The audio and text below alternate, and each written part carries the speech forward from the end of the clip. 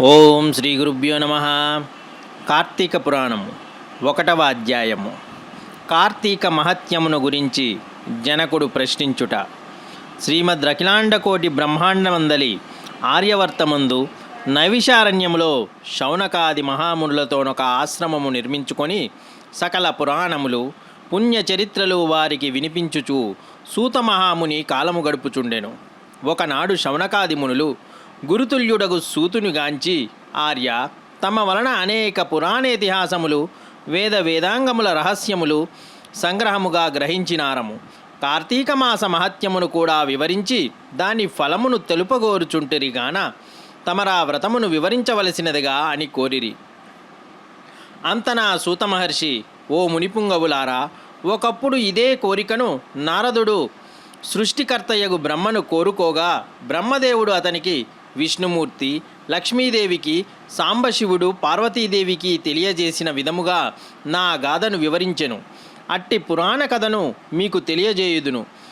ఈ కథను వినుట వలన మానవులకు ధర్మార్థములు కలుగుటయే కాక ఇహమందును పరమందును సకలైశ్వర్యములతో తులతూగుదరు.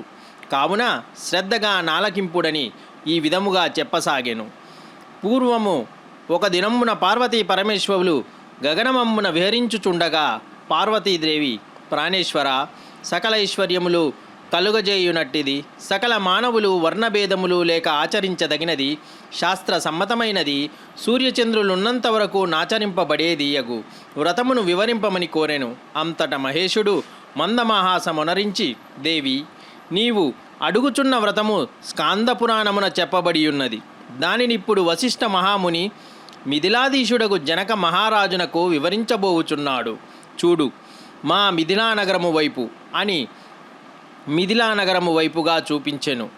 అట మిథిలానగరములో వశిష్ఠుని రాకకు జనకుడు సంతసించి ఆర్ఘ్యపాద్యములతో సత్కరించి కాళ్ళు కడిగి ఆ జలమును శిరస్సుపై జల్లుకొని, మహాయోగి, మునివర్య, తమ రాక వల్ల నేను, నా శరీరము, నా దేశము, నా ప్రజలు పవిత్రులమైనాము.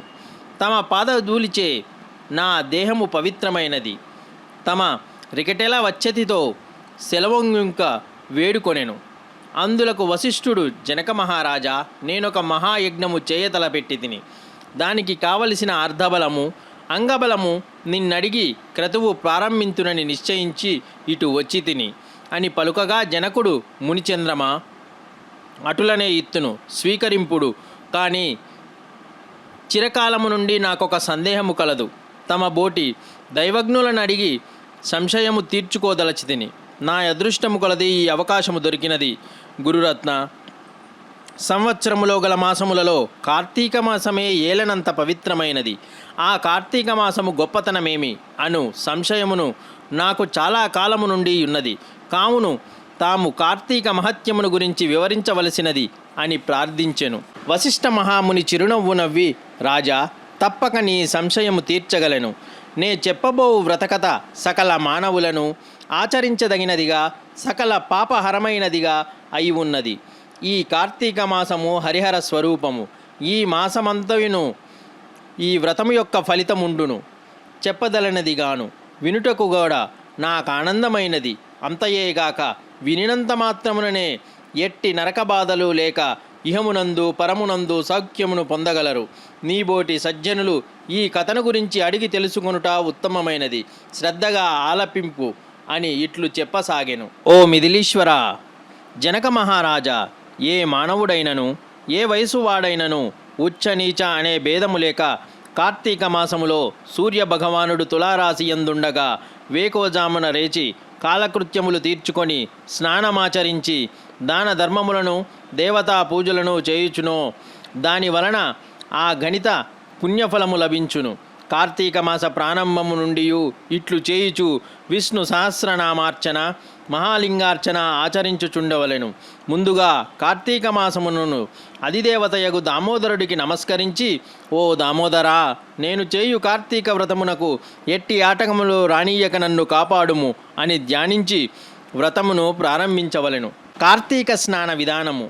ఓ రాజా, ఈ వ్రతమాచరించు దినములలో సూర్యోదయమునకు పూర్వమే లేచి కాలకృత్యములు తీర్చుకొని నదికి పోయి స్నానమాచరించి గంగకు, శ్రీమన్నారాయణునకు, పరమేశ్వరునకు, భైరవునకు నమస్కరించి సంకల్పము చెప్పుకొని మరల నీట మునిగి సూర్య భగవానులకు ఆర్యప్రదానముసంగి పితృదేవతలకు క్రమ పరాక్రమముగా తర్పణలు దొదల్చి గట్టుపై 3 దోసిళ్ల నీళ్లు పోయవలెను.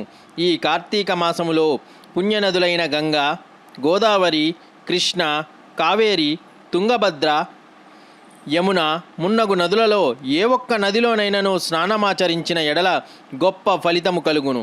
తడిబట్టలు వీడి మడిబట్టలు కట్టుకొని శ్రీ మహావిష్ణువుకు ప్రీతికరమైన పుష్పములను తానే స్వయముగా కోసి తెచ్చి నిత్య ధూప దీప నైవేద్యములతో భగవంతుని పూజ చేసుకొని గంధము తీసి భగవంతునికి సమర్పించి తాను బొట్టు పెట్టుకొని పిమ్మట అతిథి అభ్యాగతులను పూజించి వారికి ప్రసాదమిడి తన ఇంటి వద్ద కానీ దేవాలయంలో కానీ లేక రావి చెట్టు యొక్క మొదలులో కానీ కూర్చుండి కార్తీక పురాణమును చదవవలెను.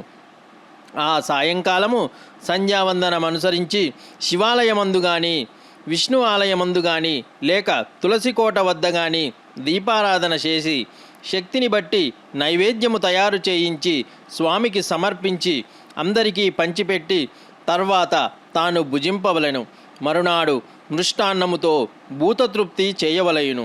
ఈ విధముగా వ్రతమాచరించిన స్త్రీ పురుషులకు పూర్వమందును ప్రస్తుతమందును చేసిన పాపము పోయి మోక్షమున కర్హులగుదురు. ఈ వ్రతము చేయుటకు అవకాశము లేని వారలు వ్రతము చేసిన వారలను చూసి వారికి నమస్కరించినచో వారికి కూడా తత్సమాన ఫలము దక్కును. ప్రథమాధ్యాయము సమాప్తము.